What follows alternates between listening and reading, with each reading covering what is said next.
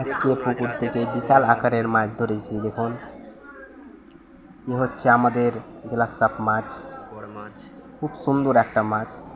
এ হচ্ছে glass cup মাছ, glass cup এবং কাতলা মাছ ধরেছি।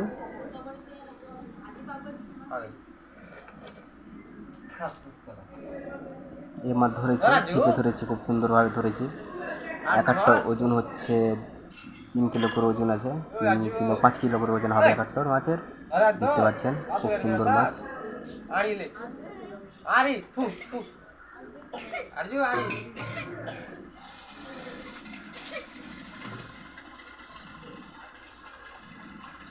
অবশ্যই ভিডিওটা দেখবেন।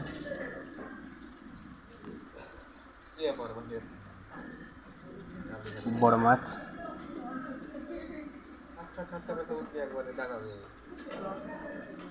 দেখে উল্টো দেখে